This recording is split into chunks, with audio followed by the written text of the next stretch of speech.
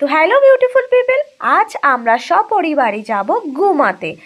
তো আমরা রেডি হয়ে পড়েছি, আমি আর ভাই ঘরের বাইরে, বাবা মা একটু ঘরে যাবতীয় কাজগুলো করে নিচ্ছে কারণ ঘরে কেউ থাকবে না। তো ফাইনালি আমরা শিয়ালদা স্টেশনে চলে এসেছি।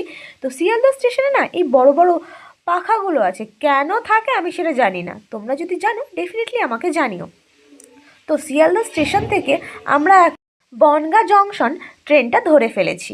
তো এই যে ওঠার পর না এই যে গজাটা খাচ্ছিলাম, তো আমি কিনেছিলাম, মা বাবাকে বলছিলাম কি তোরা কেউ খাবে না, তো ভাবলাম ঠিক আছে আমি আর ভাই একটু খাই, ভাই একটা খাওয়ার পর খেলো না। তো ফাইনালি 1 ঘন্টার পর আমরা গোমা স্টেশনে ঠিক সন্ধ্যের কাছাকাছি চলে এসেছি। দেখো চারিদিকে এদিকে লোক এতটাও নেই, কম আছে। তো সেখান থেকে রেলওয়ে স্টেশন থেকে নিচে নামছি কারণ আমাদের এখন ধরতে হবে টোটো। তো সেটা করে আমাদের যেতে হবে। তো এখন নামার পর ভাইয়ের পেয়ে গেছে খিদে, তো আমরা সবার মাথা গরম হয়ে যাচ্ছে, ও যেখানেই যাবে সেখানে ওর খাবার আগেই খাওয়াতে হবে, সেই নিয়ে আমি বাবা একটু রেগে গেছিলাম। তো বাবা তো হাফ রাস্তাতে লাগেজ নিয়ে দাঁড়িয়ে পড়েছে। দেখো এই যে বাবা যাচ্ছে রেগে গিয়ে এখন চেল্লানো শুরু করেছে। তো ভাই বলছে ঠিক আছে ঠিক আছে আমি কিছু খাবো না। এবার আমরা যাচ্ছি কিন্তু বিয়ে বাড়িতে, তো আমরা ভেবেছি কাঁসার কোনো কিছু দেবো।